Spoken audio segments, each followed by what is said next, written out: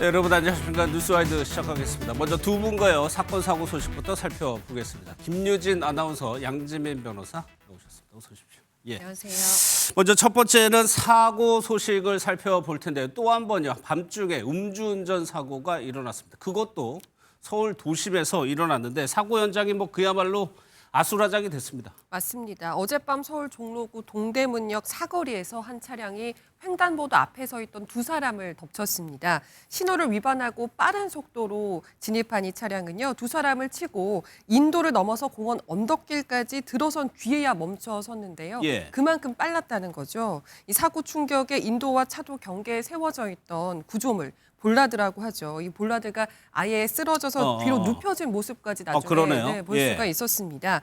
이 사고를 당한 두 사람이 모녀 사이였습니다. 그리고 우리나라에 여행을 온 일본인 관광객들이었는데요. 요즘 우리나라 여행 오면 드럭스토어 들러서 화장품 많이들 사간다고 그렇죠. 하잖아요. 예. 사고를 당한 모녀 역시 마찬가지였던 것 같습니다.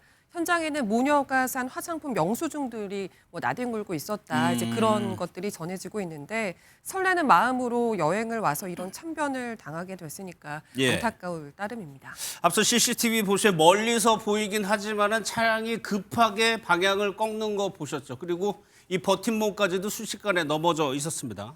당시 상황이 어땠는지 목격자 얘기를 한번 들어보겠습니다. In 5 minutes, the firefighter, the ambulances, and so on, they came here to help.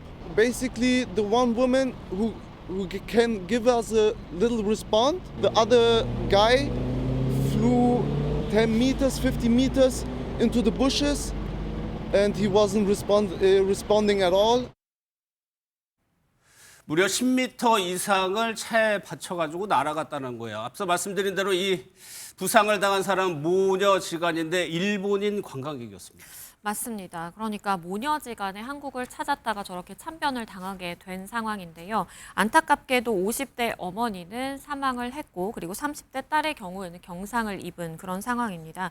당시에도 이 한 여성의 경우에 그러니까 딸의 경우에는 이제 반응을 보이는 상황이었는데 예. 풀숲으로 이렇게 좀 떨어져서 상대적으로 피해가 더 컸다라고 볼 수 있는 이 50대 어머니의 경우에는 사고 직후에 현장에서도 반응이 없었다라고 지금 전해지고 있는 상황이고요. 30대 딸도 이마와 무릎을 다쳐서 병원 치료가 필요한 상황입니다. 일단은 병원으로 옮겨져서 치료를 받고 있는 상황이고 오후에 1시쯤 이 경찰이 통역사와 함께 이 병원에 방문을 해서 유족에 대한 이 조사라든지 아니면 이야기를 당시 상황에 대한 이야기를 들은 상황입니다. 주변 차량에 비해서 확연하게 빨리 운전하는 게 결국에는 음주 운전이었어요. 맞습니다. 사고 차량 운전자인 30대 남성이 현장에서 체포가 됐는데요. 잡고 보니까 혈중 알코올 농도가 면허 취소 수준인 만취 상태였다고 합니다. 그러니까 음주운전으로 여행 온 모녀 중 어머니의 목숨을 잃게 만드는 되돌릴 수 없는 큰 피해를 준 거죠. 예. 경찰은 이 남성이 음주 상태로 1km가량을 운전을 한 것으로 보고 정확한 동선을 추적하고 있습니다. 예, 도대체 술을 얼마나 마신 건지 만취 상태라고 해가지고 오전에는 조사가 제대로 이루어지지 않은 것 같아요. 맞습니다. 일단은 현행법으로 이제 체포를 하기는 했는데 우리가 조사를 하려면 어느 정도 그때 당시 상황을 진술하고 본인이 술을 얼마나 마셨는지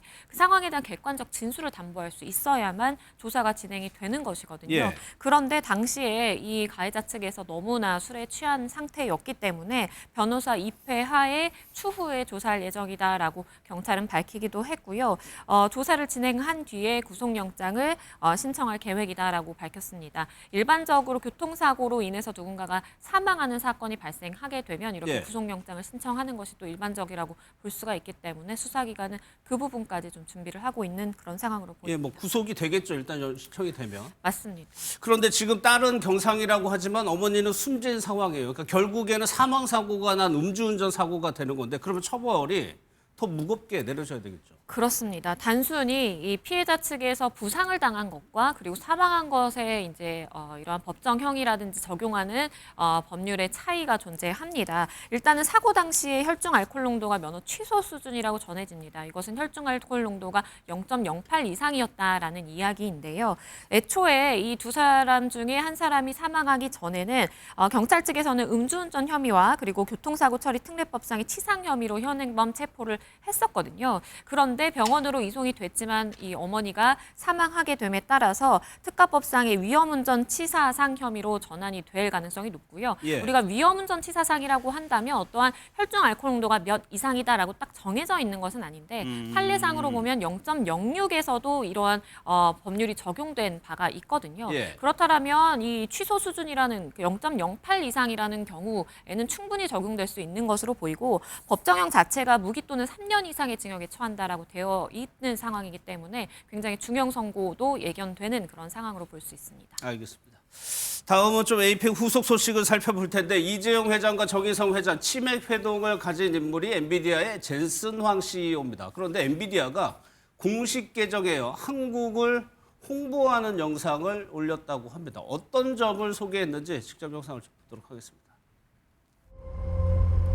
대한민국 한강의 기적을 일궈낸 나라 PC방이라는 새로운 경기장이 탄생했고 엔비디아 지포스는 새로운 플레이어들의 장비가 되었습니다. AI 인프라를 구축하고 있습니다. 삼성, 현대, SK부터 산업혁명에서 AI 혁명으로 여러분과 함께 할 수 있게 되어 영광으로 생각합니다. 기적이 계속되는 바로 이곳, 한국에서. 개인 계정도 아니고 공식 계정에 이런 헌정 영상을 올린 겁니다. 지금 한국말로 된 녹음된 거는 젠승왕의 목소리를 AI로 한국어로 해가지고 목소리를 입힌 거예요. GPU 그래픽 카드 26만 장 줘가지고 그것도 굉장히 큰 내용인데 젠승왕이 정말 한국을 좋아하는 것 같아요. 그런 것 같아요. 방한 이후 굉장히 인상 깊은 행보를 예. 계속해서 보여주고 있는 젠승환인데요. 이쯤 되면 뭐 반도체 회사가 아니라 이벤트 회사를 했어도 대성할 정도였을 것 같다. 예. 이런 느낌이 듭니다. 며칠 전 엔비디아 공식 유튜브 영상 이 채널에 방금 보신 그 영상이 게재가 된 건데요.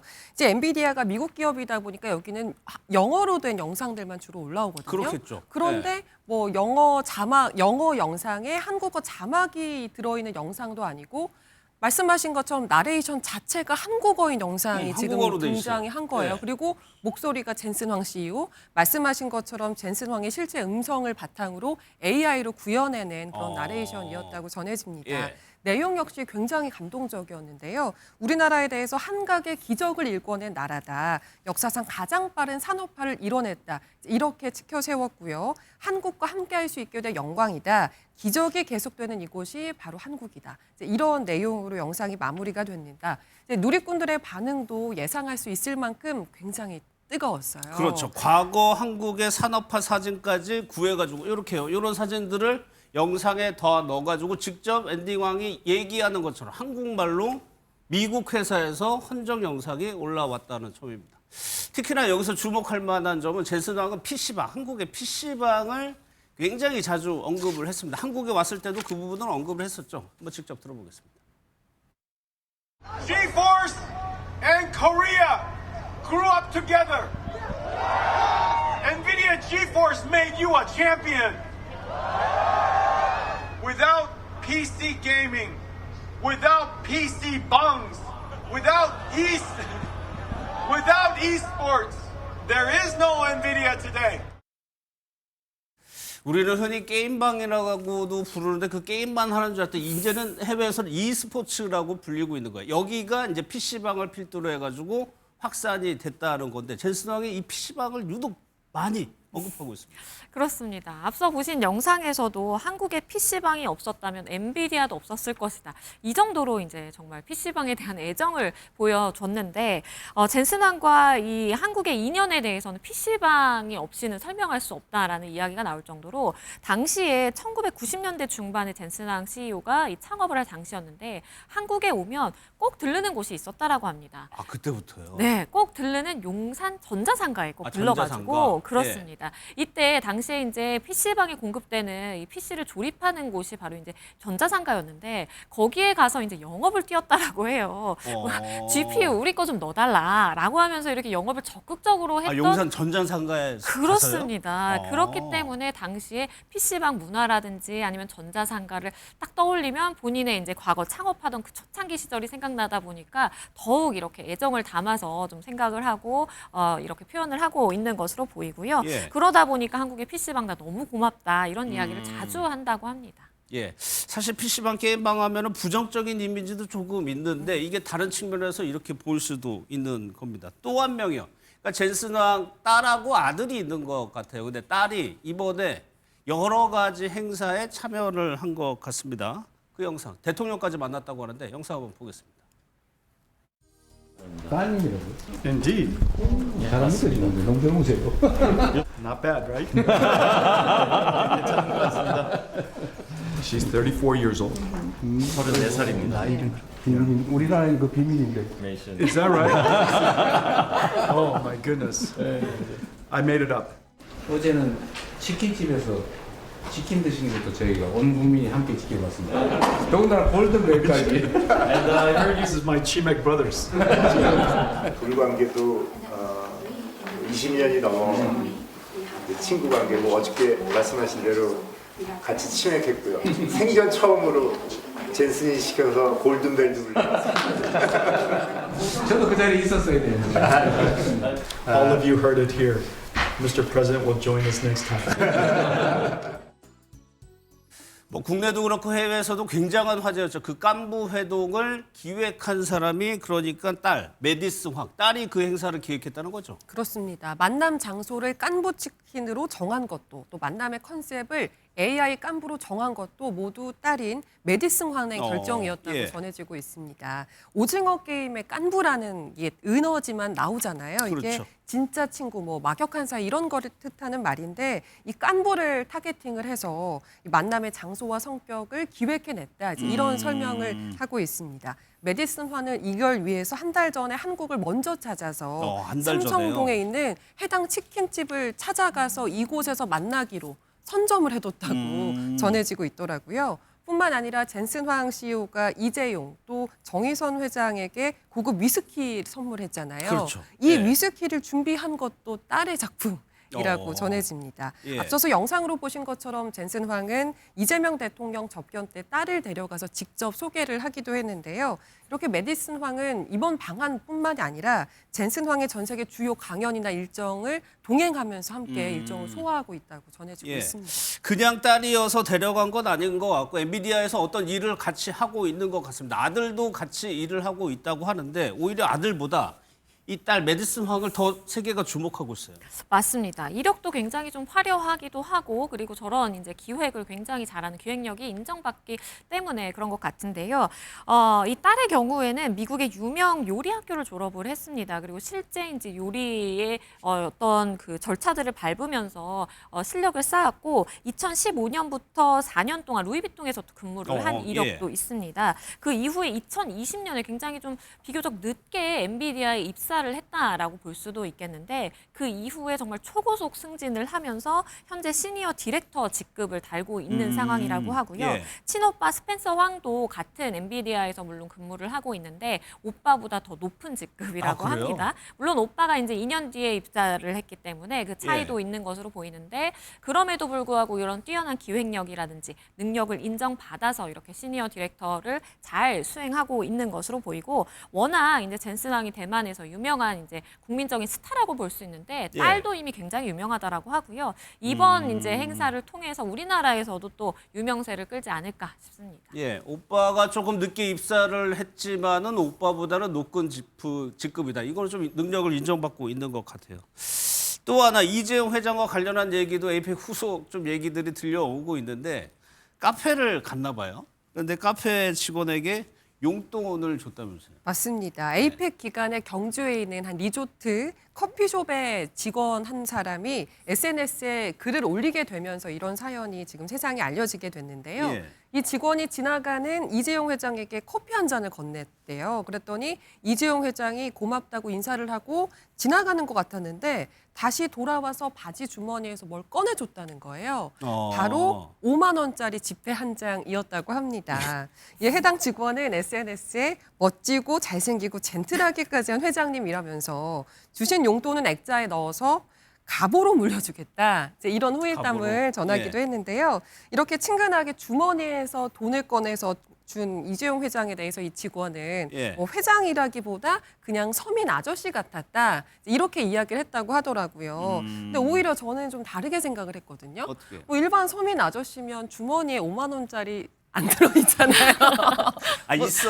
있어도 선뜻 내기 그렇죠. 내기가 그렇기 힘들죠. 때문에 네. 회장님은 역시 다르구나. 오히려 전 이렇게 네. 생각했습니다. 그런데 뭐 김유진 아나운서 얘기한 거로만 보면은 선의로 이 직원도 커피를 그냥 지나가는 그런 이재용 거죠. 회장한테 준 거 같아요. 네, 거기에 맞아요. 대해서 그걸 기억하고 무언가를 줬다는 것 자체는 의미가 있죠.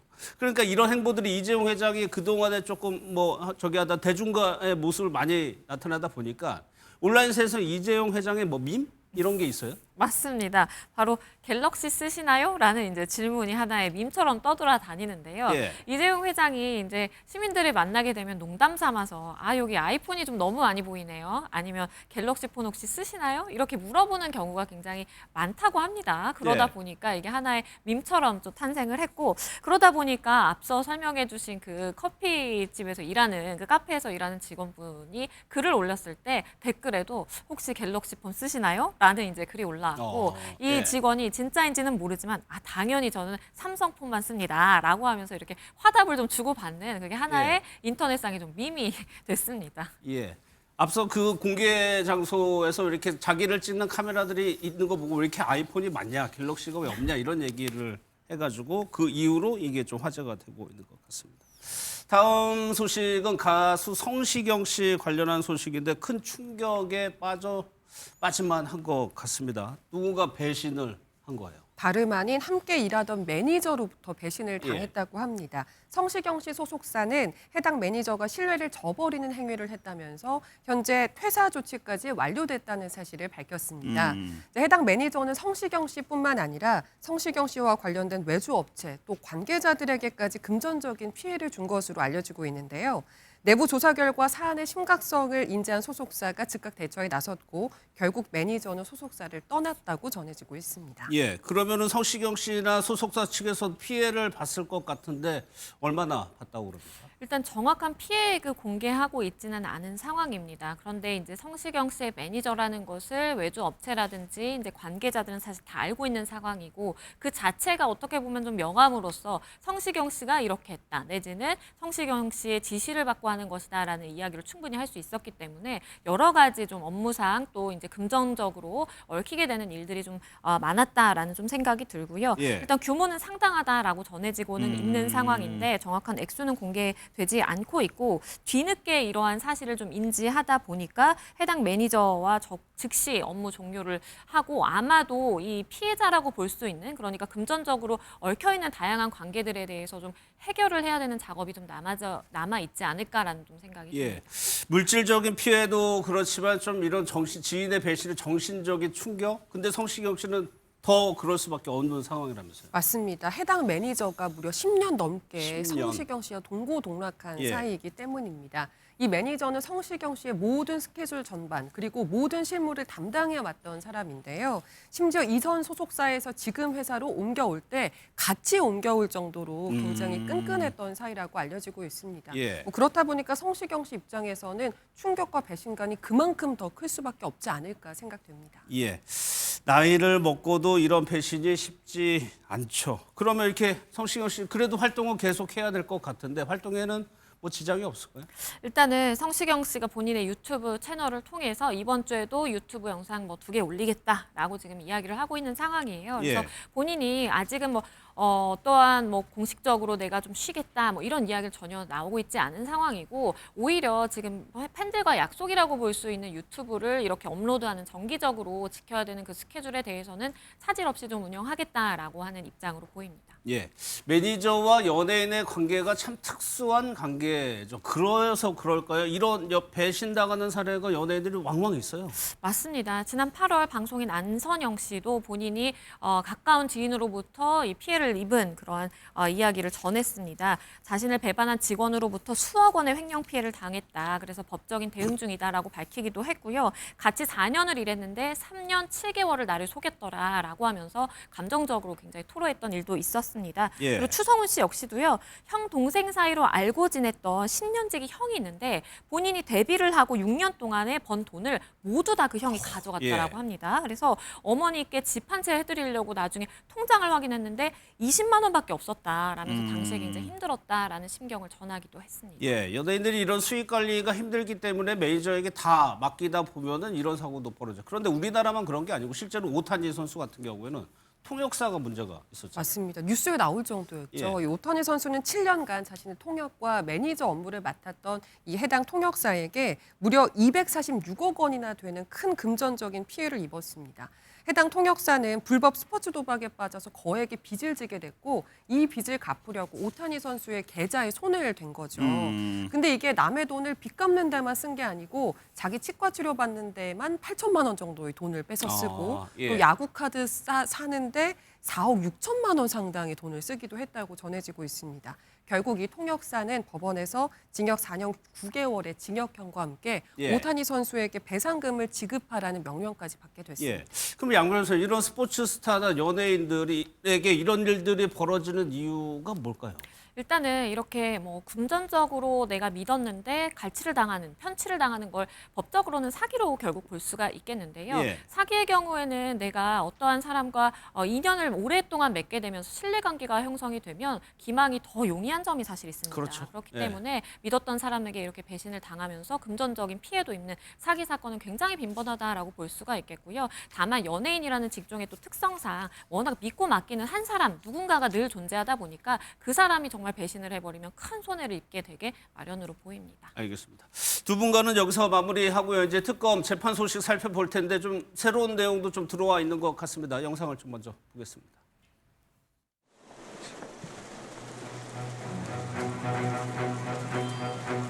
예, 피고인 오늘 출석하셨는데 지금까지 불출석하신 불이익은 피고인이 부담하게 됩니다. 그 이후에 불출석하는 경우에도 마찬가지입니다. 구속돼 있는 상태에서 건강상 문제인데 일주일에 4일을 하루 종일 여기 와서 안 생긴다는 게 네, 언제를 말씀하시는 거죠? 예. 재판장님, 제가 하여튼 체력이 닿는 데까지 하여튼 저 나오겠습니다. 걸리면서 의무이기도 해서 상태가 당연히 좋지는 않습니다.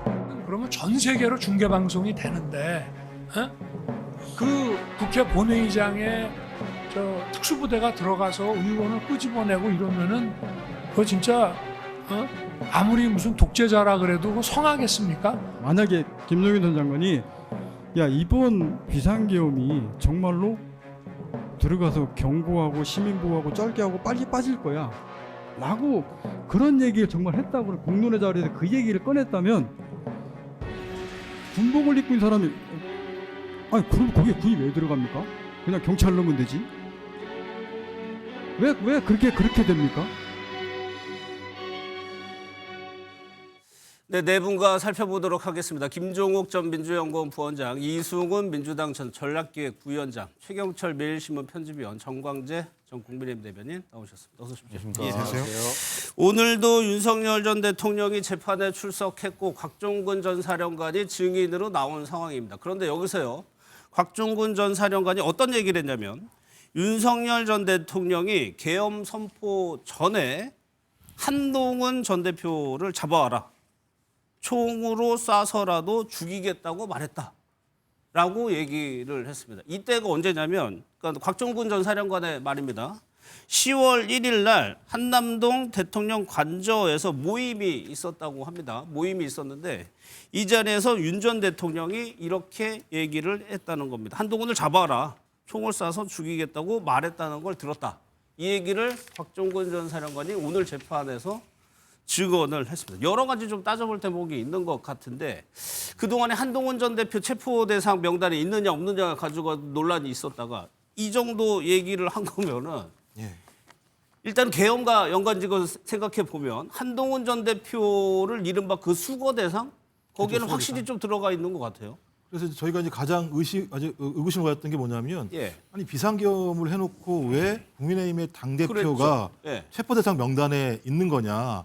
그래서 이 문제와 관련해서 진위 여부로 설왕설래가 됐던 측면이 있는데 지금까지 곽종근 전 사령관이 이런 진술을 하지 않다가 그러니까 10월 1일 날 국군의 날 행사 이후에 한남동 관저에서 윤석열 전 대통령과 지금 전 사령관들이 모였다라고 하는 사실들은 확인된 상황이었었는데 예. 그 자리에서 한동훈 등 일부 정치인을 잡아오라면서 총으로 쏴서 죽이겠다라고 했다라는 정도의 얘기라면 예. 그 뒤에 한동훈 전 당대표가 체포 명단에 올라간 이유가 설명이 되는 측면이 분명히 있는 그렇죠. 거죠. 그러니까 진위 여부는 좀 확인해 봐야 되겠습니다만 예. 이 자리에 있었던 사람들 중에서 한 명이라도 더 이런 것을 들었다라고 얘기한다면 실제적으로 지금까지 윤석열 전 대통령이 얘기하고 있는 모든 내용 자체가 거짓일 가능성이 되게 높다라고 하는 측면들. 예. 본인이 이렇게 얘기했다라고 하는 건 비상계엄을 통해서 누군가를 살상하겠다고 하는 의도를 가진 거 아니겠습니까?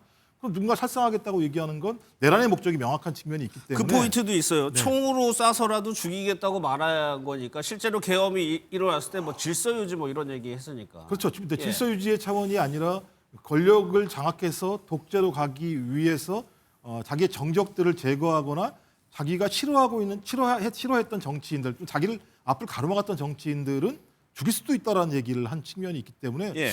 저는 상당히 중요한 오늘 법정 진술이 나왔다는 생각이 들고 예. 이 부분에 대한 진입학이 빨리 이루어져야 된다. 예. 그래서 좀 두 가지 정도 고민을 해봐야겠죠.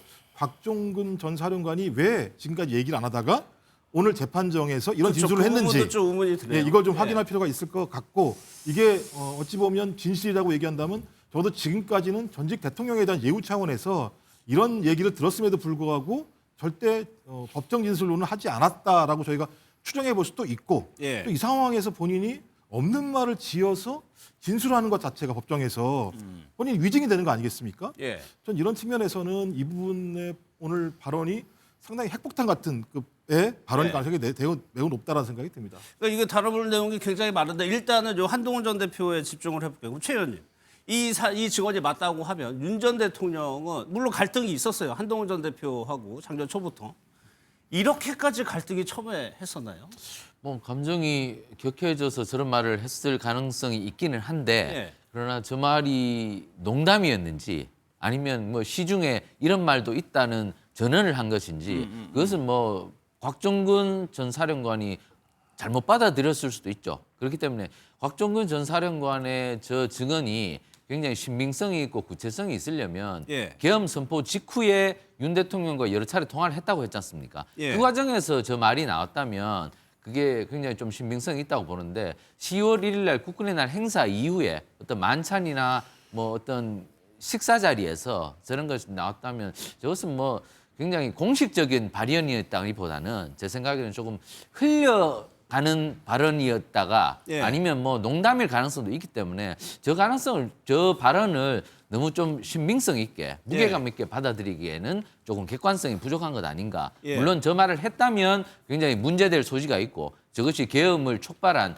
원인이었을 가능성도 있지만 예. 저것이 계엄 선포 직후에 작전 수행을 하는 과정에서 윤 대통령이 했던 발언이라면 저는 굉장히 무게감 있게 받아들이겠지만 10월 1일 날 국군의 날 행사 이후에 어떤 행사 그 모임에서 예. 저것이 있었다고 전언이 나왔기 때문에 저것은 좀 무게감 있게 받아들이기에는 조금 객관적이지 않지 않느냐. 저는 그런데 이렇게 그 부분과 평가를 관련해가지고 합니다. 추가로 나온 걸 보면은 이날이요 윤 전 대통령이 비상대권까지 언급을 했다고 하면 네. 맥락이 연결될 수도 있는 거잖아요. 그렇습니다. 그 자리에서 군 장성들을 불러놓고 비상대권을 행사할 수 있는 권리가 권한이 헌법에 보장돼 있기 때문에 예. 내가 이런 것을 준비하겠다. 그리고 그 이후에 뭐 한동훈 뭐 특정인들을 거론했다면 이것이 굉장히 무게감이 있는데 그러나 저 증언이 지금 조금 오늘 돌발적으로 나왔고 예. 그 전에 지속적으로 일관성이 계속 나온 증언은 아니었기 때문에 저 증언을 과연 얼마만큼 무게감 있게 받아들일지는 예. 재판부의 판단이겠습니다만은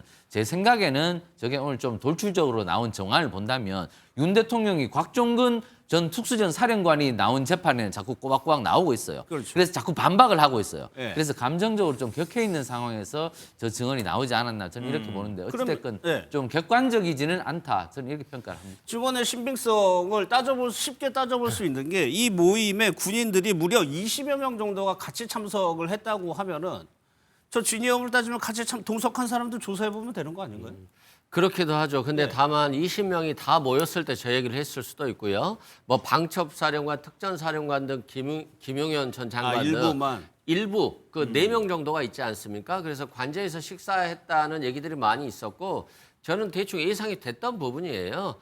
어떻게 12.3 비상계엄을 하는데 아무런 사전 모의가 없었겠습니까? 그 사령관 3명이 있었잖아요. 예. 그 3명과 김용현 전 장관이 사전에 관저에서 식사하면서 그런 얘기들이 있었고 이런 것들이 경호원들을 통해서 계엄을 준비하고 있다라고 하는 것들이 정황이 좀 나왔을 가능성이 높습니다. 예. 또한 곽정근 특수전 사령관도 사건 당일 12.3 비상계엄 당일 대통령이 이렇게 시켜서 내가 어쩔 수 없이 별 생각 없이 관여될 수밖에 없었다. 이렇게 가는 것이 자신의 양형에도 실은 좋은 거거든요. 그런데 자꾸 본인이 국회의원들을 끌어내라고 했음에도 불구하고 하지 않았는데 예. 곽종근 특수전 사령관이 마치 내가 그냥 대통령이 시키지도 않은 일을 한 것처럼 나를 몰아가는 거잖아요. 지금 대통령 입장에서 보면. 예. 그래서 내가 솔직히 말하면 이 말까지는 하지 않으려고 했습니다만이라고 하면서 내가 양형에 불리할 수도 있지만 대통령이 10월 1일 국군의 날 이런 군인들을 불러다 놓고 한동훈을 잡아와라. 예. 내가 총이라도 쏴 죽이고 싶다. 이런 말을 했다는 거잖아요. 그만큼 야당과 이재명 대통령 그러니까 지금은 이제 그때 당시에는 대통령 아니었죠. 당 대표에 대해서 미움도 있었지만 자꾸 김건희 씨에 대해서 국민 눈높이를 얘기하고 예. 또 총선 과정에 있어서도 굉장히 비례대표 공천도 자기 마음대로 했다 이런 얘기들 있잖아요. 예. 그만큼 그때 당시에는 한동훈 전 대표에 대해서 굉장히 기분이 나빴을 것 같아요. 예. 그러니까 야당 대표뿐만이 아니라 여당 대표에서도 굉장히 불만이 많았고 그런 것들이 결국 비상계엄을 일으키게 된 중요한 원인으로 작동했다는 것을 오늘 곽종근 전 특수전 사령관의 말을 통해서 예. 짐작해 볼 수 있다. 이렇게 생각됩니다.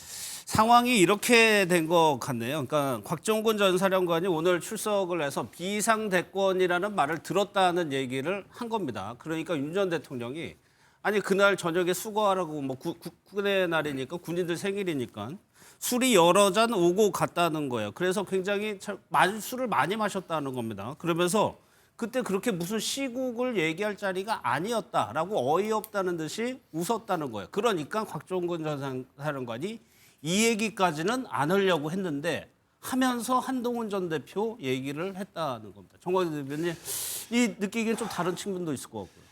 글쎄 아주 충격적입니다. 예. 정말 사실이라면 충격적인 발언이죠.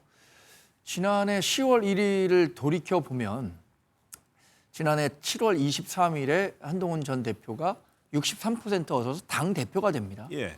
8월에 의대 정원 문제와 관련해서 조금씩 좀 다른 목소리를 내죠. 네. 윤석열 전 대통령과 어느 정도의 좀 대립각이 형성되던 시기입니다.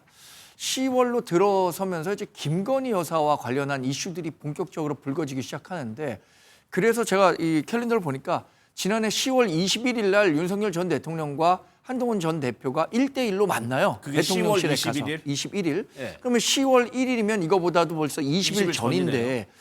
이 정도까지 감정의 골이 깊어져서 윤석열 전 대통령이 한동훈 데려오면 내가 총으로 쏴서 죽이겠다라는 발언이 나올 정도의 갈등 관계였나라는 점에서 저는 이 발언을 사실 아직까지는 신뢰하기 어렵고 이런 발언이 있었다는 것에 대해서 신뢰하고 싶은 마음도 없습니다. 그러나 이게 정말 사실이라면 예. 대단히 큰 문제가 되겠죠. 말씀하신 것처럼 20여 명의 참석자가 있었다면 이 얘기를 곽종근 전 사령관만 들은 이야기는 아닐 겁니다. 추가적인 뭐 증언이 나온다면 저는 곽종근 전 사령관의 발언이 예. 사실이었다라고 생각할 수 있겠지만 아직까지는 일방적 진술이기 때문에 그리고 예. 또 그 발언의 내용이 사실이라고 믿기에는 너무나 충격적이어서 지금으로서는 제가 뭐 따로 드릴 말씀은 없을 것 제가 같습니다. 추가로 좀 연합뉴스 기사를 좀 읽어드릴게요.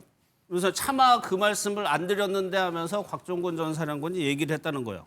한동훈하고 일부 정치인들을 호명하면서 윤 전 대통령이 호명하면서 당신 앞에 잡아오라고 그랬다.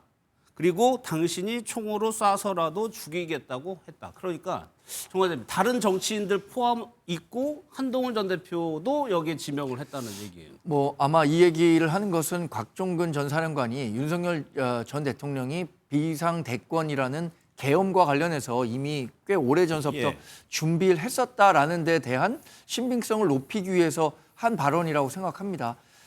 윤석열 전 대통령이 이와 관련해서는 발언을 듣고 실소했다 이렇게까지만 예, 추가 전달해 질문은 하지 줬거든요. 않았다고 하네요. 예, 예. 전달이 됐는데 말씀드린 것처럼 정말로 20명이 그 자리에 있었다면 이 얘기를 혼자만 들었을 건 아닐 겁니다. 예. 그럼 관련해서 지금 내란 특검이 비상 계엄과 관련해서도 이미 오랜 전서부터 준비된 내란 행위였다라고 조사를 하고 있으니까 예. 해당 발언을 뒷받침하는 다른 증언들을 확보할 수 있느냐 없느냐 그거에 따라서 지금 이야기하는 것에 대한 신빙성을 재판부도 다르게 평가할 것 같습니다. 그러니까 한두 명이라도 이와 관련한 이야기를 한다면 그게 너무나 충격적이지만 그래도 사실이었구나라고 직위원 재판부도 판단하겠지만 그렇지 않은 경우라면 또 다른 판단이 가능하겠죠. 그러니까 이 얘기는 계엄의 목적하고도 목적이 무엇이냐를 규명하는데도 필요해 보이거든요. 이렇게 이미 국군의 날에 20여 명의 군인을 모아서 비상대권이라는 말을 언급하고 여기에 정치인들을 총으로 쏴서 죽이겠다는 말을 하면 그 이후 2달 뒤에 일어난 계엄의 목적이 무엇인지를 가늠하는데도 중요해 보이는데요. 그러니까 그 당시 홍장원 국정원 차장이 그 명단을 받았다는 거 아닙니까? 예. 체포 명단을 받았다는 거 아니에요? 저희가 확인되는 게 뭐냐면 10월 1일 날 국군의 날 이후에 한남동 관저에 모여서 장성들이 얘기했는데 그중에 여인영 전 방첩사령관이 군 검찰에서 진술한 건 계엄 얘기를 했다는 건 사실이에요. 군 검찰에서 본인이 진술한 내용이 있는 거니까 거기에 플러스해서 지금 오늘 곽종근 전 사령관이 얘기한 발언까지 했는지 안 했는지 진위는 알 수 없으나 그 현장에 있었던 사람들은 10월 1일자 최소한 계엄을 한다라고 하는 사실들을 알았을 거다라고 하는 것이 확인되는 것이고 그 위로 거슬러 올라가면요. 언론 보도입니다만 2023년도 12월 말에 그 당시 국방부 장관, 국가안보실장, 합동참모본부장, 그다음에 경호처장 이 4인이 모였을 때 윤석열 그 당시 대통령이 비상대권을 계엄을 얘기했다라고 하는 것이고 그다음에 2024년 3월 말에 다시 국방부 장관 그다음에 안보실장, 그다음에 경호처장, 그다음에 군 관계자에게 또 똑같이 조만간 계엄을 해야겠다라는 뜻을 밝혔다는 거예요.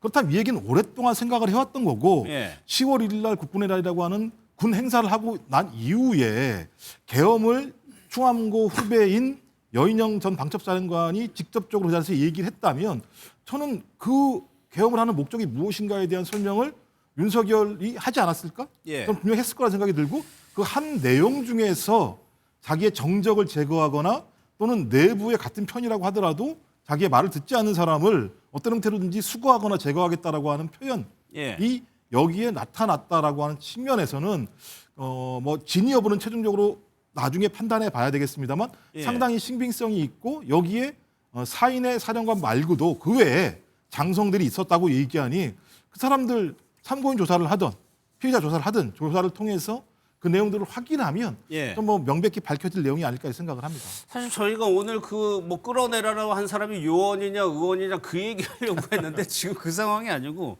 여기 이제 곽종근 전 사령관의 지수를 보면 일일이 정치인들을 호명하면서 잡아오라고 그랬다는 거예요. 그러니까 이제 이게 계엄이라고 하는 게 정말 국가 비상사태에서 이루어진 게 아니라 사적 보복 감정. 내가 대통령이고 내 마음대로 해야 되고 내가 왕인데 왜 야당이라고 하는 이 사람들이 나의 행보를 막느냐? 왜 예산을 삭감하느냐? 왜 뭐 수사권을 방해하느냐? 뭐 이런 사적 보복 감정에 너무 격한 거죠. 그래서 군대 앞에서 군인들이 있는 앞에서 한동훈 잡아와 내가 총이라도 쏴서 죽일게. 한동훈 대표만 얘기한 것이 아니라 다른 야당 정치인들도 얘기했다는 거잖아요.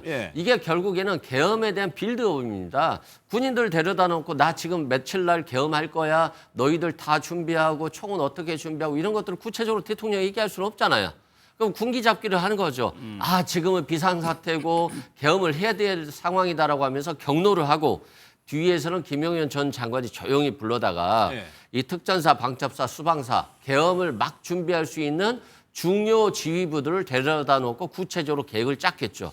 그런데 예. 이런 부분들에 대해서 본인들이 구체적으로 미리 특검에 가서 얘기를 해버리면 결국 자신들이 계엄을 사전에 준비하고 이런 불법적인 정황들이 있었다라고 얘기하는 거잖아요. 자신들에게 불리한 진술이기 때문에 하지를 못하는 거였습니다. 근데 곽종근 전 특수전 사령관이 대통령이 자꾸 국회의원들 끌어내라고 했는데 자꾸 아니라고 하면서 나를 공격하니까 그러면 내가 끌어낸 거잖아요. 대통령은 지시도 안 했는데. 그렇겠죠. 예. 그렇죠. 예. 그래서 솔직하게 곽종근 특수전 사령관이 내가 이런 얘기를 안 하려고 했는데 이거 얘기하겠습니다. 예. 라고 하는 거니까 결국 자신에게 불리한 진술이고 이 계엄이 계획된 범죄 행위라는 걸 자신에게 불리한 얘기를 하는 거예요. 예. 그렇기 때문에 결국 윤석열 전 대통령이 그냥 가만히 교도소에 있는 것이 자신의 변론 작전상으로는 유리했을 거지만 결국 곽종근 전 특수전 사령관이 죽은 권력이 무서워서 진실을 은폐할 이유는 없지 않겠습니까? 예. 그런 측면에서 결국 윤석열 전 대통령의 변호 방식이 결국 자신에게 더 불리한 방향으로 끌고 있다라고 예. 말씀드립니다. 사실 이 내용이 뭐 검찰 조사 도중에 뭐 언론을 통해서 흘러나왔다거나 근데 성격이 좀 다르게 지금 법정에서 증인으로 나와서 한 얘기이기 때문에 조금 더 신빙성이 올라가는 것 같은데 또 하나요. 그때요 당시에 홍장원 전 차장이 뭐 썼다는 그 명단 가지고도 이것이 맞느냐 안 맞느냐 가지고 한참 논란이 일었었잖아요 그때. 그러니까 이제 이게 변호사라든가 법적인 재판에서는 이게 혼동스러운 게 아니에요. 예. 홍장원이 윤석열 전 대통령으로부터 체포 명단을 받고 적었다는 거잖아요. 예. 근데 글씨가 좀 마음에 안 드니까 비서관을 통해서 다시 깨끗하게 적게 그것도 했고 논란 많았죠. 그 적은 곳이 뭐 사무실이었냐 어디였냐는데 결국에는 A 버전, B 버전, C 버전이 있는데 그 체포 명단 자체는 똑같은 거예요. 그래서 어디에서 적었느냐가 중요한 건 본질이 아니고 또 직원으로 하여금 신빙성을 높이기 위해서 다시 한번 적게 한 게 본질이 아닌데 그걸 가지고 이 장소가 틀렸다 또 왜 직원이 적었냐 이렇게 따지는 것들은 결국 다툴 게 없고 신빙성을 다툴 수 없기 때문에 결국 이런 사소한 것 갖고 다투는 거거든요. 예. 이게 이제 국민들을 혹세무민하고 윤 어게인 세력들에게 보여주는 것은 있죠. 아, 홍장원이 거짓말하고 있다.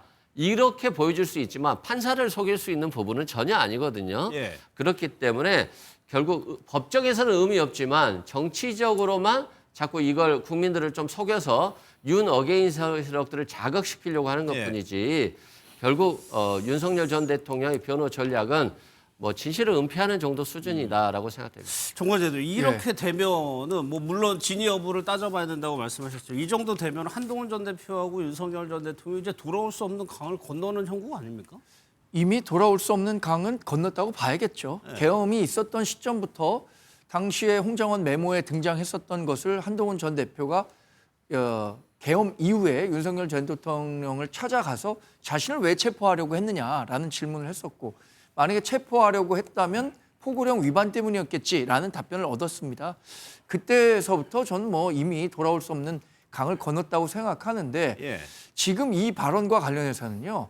전 제 역사 앞에 모든 사람이 솔직해져야 한다고 생각합니다. 당시에 20명의 사람이 있었다면 누구라도 관련해서 이런 부분과 관련해서는 정말 역사 앞에 모든 걸 기록한다는 심정으로 얘기를 해야 된다고 생각하고 거듭 얘기하지만 내란 특검 지금 여전히 이 내란과 관련한 것들을 법적으로 조사를 하고 있잖아요. 해당 발언에 대한 진위 여부를 검증해야 한다고 생각합니다. 언론에서도 물론 해야 되는 역할이고 저는 이것과 관련해서 이게 감정적으로 대응할 문제는 아니라고 생각합니다. 윤석열 전 대통령이 정말로 지난해 10월부터 그런 정도의 생각을 했었는지 전 지금까지도 이 발언을 어디까지 신뢰해야 하는가에 대해서는 의문입니다. 그 말씀하신 10월 21일 그 두 명의 회동에 대해서 뭐 정광재 대변인이 뭐 저희보다는 더 자세하게 아실 텐데 그 당시에 두 사람이 얘기하면서 이 정도까지 조금 좀 갈등의 골이 심하구나라는 거 느낀 적이 있어요? 아니 근데 누가 어느 정도 갈등의 골이 깊다고 하더라도 본인이 권력을 갖고 있다고 하더라도 특정인을 데리고 오면 총으로라도 죽이고 싶다 이런 얘기를 할 정도의 갈등 관계가 상상이 되나요? 그게 과거에 뭐 모르겠습니다. 군부 정권이거나 아니면 전제정의 시대에 살거나 이랬으면 모르겠지만 윤석열 전 대통령과 한동훈 전 대표는 적어도 정권을 만들 때까지도 굉장히 뭐 많은 공헌을 새기웠기 때문에 법무부 장관을 시켰었고 법무부 장관 때도 이만한 사람이 없다 생각해서 가장 자신에게 중요한 선거인 총선을 맡겼었던 것 아니겠어요? 근데 그 불과 10개월도 안 되는 기간 동안에 얼마나 감정의 골이 깊어졌다면 저런 얘기를 할 수 있을지 저는 그래서 윤석열 전 대통령이 실제로 저런 얘기를 했다면 저는 윤석열 전 대통령이 지금의 일부 받고 있는 윤핵여인이나 이런 지지도 받기 어렵다고 생각합니다. 그러니까 두 분은 일단은 그 발언의 진위 여부 좀 심중하신데 오늘 그 10월 1일 모임에 대해서 이런 공방도 있었어요. 그렇게 얘기를 하니까 윤 전 대통령이 그날은 급조한 일정이었다. 아니다. 곽종근 전 사령관은 며칠 전에 연락을 받았고 그래서 나는 사복까지 준비해서 입고 갔다라고 좀 공방을 벌이긴 했어요. 거기에 대해서. 그러니까 이게 20명이라면 다수의 사람들이 참석했고 그렇다면 대통령 이 자리라는 게 생각보다 이게 사람과 사람 간의 거리가 좀 있습니다. 바로 뭐 동네 친구들끼리 모이는 것처럼 바로 옆에서 들을 수 있는 것은 아니거든요. 예. 그렇기 때문에 저는 잘못 들었을 가능성도 있다. 물론 그 제대로 들었을 가능성도 있지만 어쨌든 지금 곽종근 전 특수전 사령관은 대통령이 10월 1일 정도에 이미 계엄 결심을 하여서 그러니까 대통령은 계엄에 대한 고의범이다. 계획범죄다. 이렇게 계획범죄이고 고의범으로 몰아가서 곽종근 전 특수전 사령관은 나는 희생양이다. 나는 그런 계획도 제대로 몰랐는데 자기 스스로 계획시켜가지고 갑자기 느닷없이 12월 3일 밤에 출동을 시켜서 나는 그렇게 희생된 사람으로 그렇게 몰아가고 있는 것 같은데 어찌됐건 뭐 저것이 사실이라면 윤 대통령이 계획범죄이기 때문에 내란으로 처벌받을 가능성이 크겠죠. 하지만 또 제가 또 들은 다른 팩트는 윤 전 대통령이 12월 3일 계엄하기 직전 전날 밤도 어떤 사람들하고 약속을 해놨다는 것을 제가 들었습니다. 그러니까 그런 약속들을 촘촘히 잡아놓은 걸 보면 12월 3일이 계획이 아니었을 가능성도 또 있거든요. 그렇기 때문에 그렇다면 윤 대통령은 야당의 거친 태도에 대한 뭐 어쩌다가 우발적으로 이렇게 계엄을 했을 가능성도 있기 때문에 그렇다면 그것이 계획된 내란이 아니라 직권남용이 될 가능성도 있거든요. 그렇기 때문에 이 부분은 좀 더 따져봐야 된다. 그렇기 때문에 그 20명이 모여서 정말 제대로 어떤 말을 나왔는지 그것들을 한번 검증할 필요는 있다. 저는 이렇게 봅니다. 그러니까 그 10월 1일 국군의 날 행사가 끝나고 군인 20여 명을 모아서 미리 오라고 해가지고 거기 그 자리에서 비상대권을 언급하고 이런 얘기를 했다고 하면은 사실 계엄에 대한 사전 모의로 해석을 할 수도 있는 거고 계획적으로 그걸 일으켰다고 해석이 될 수 있는 부분이거든요. 뭐 말씀하신 것처럼 곽종근 전 사령관에 의하면 미리 연락을 받았다는 거잖아요. 연락받은 내용을 확인하면 되는 거잖아요. 사전에 연락을 했다면 적어도 10여 명이 넘는 장성급들을 불러 모아서 그 자리에서 아까 제가 말씀드린 여인영 전 방첩사령관은 자기 입으로 계엄이라는 얘기를 했다라고 하는 거라면 수십 명의 별들이 모여서 계엄을 한다라고 하는 사실을 알았다는 거 아니겠습니까? 근데 이걸 어떻게 모이라고 얘기를 뭐 다르게 설명할 수가 있겠습니까? 또 하나는 공개적인 재판장에서 곽종근 전 사령관이 저런 얘기를 해야 될 하등의 이유가 없는 거예요. 없는 사실을 얘기했다면 위증이거든요. 위증의 농도 자체가 아니 한동훈 등 일부 정치인 잡아오면 총으로 쏴서 죽이겠다는 얘기를 본인이 거짓말을 해야 될 하등의 이유가 뭐가 있냐라고 하는 거죠. 그리고 또 이건 아주 먼 얘기입니다만 윤석열 그 당선인 신분일 때 김영현 경호처장 같은 경우가 사석에서 나온 얘기입니다만 본인 한 얘기에 의하면 뭐 촛불 시위나 이런 시위가 나면 어떻게 하지? 내가 비상계엄에서 싹 쓸어버리면 되지. 이런 얘기를 했다라는 내용들이 나오는 거거든요. 저는 그러니까 이게 우발적인 계엄이라고 설명해서 몰아가려고 하시는 분들이 계실지 모르겠습니다만 매우 계획적인 측면이었고 그 계획적인 측면들의 모임들이 반복적으로 벌어졌다. 이미 9월달 같은 경우 다시겠습니다만 윤석열이라는 전직 대통령이 사령관들하고 같이 골프 치지 않습니까? 그냥 뭐 골프 치고 놀려고 했겠습니까? 충분히 그런 사적인 공간에서 아무도 얘기를 못 들을 때 서로 이런 서로의 계획들을 알고 서로가 이런 것을 같이 하겠다라고 하는 사실들에 대해서 같이 몰아가는 이런 측면들이 분명히 있는 거잖아요. 전 그렇다면 이런 모든 정황 자체들은 계엄은 사전에 모의된 거다.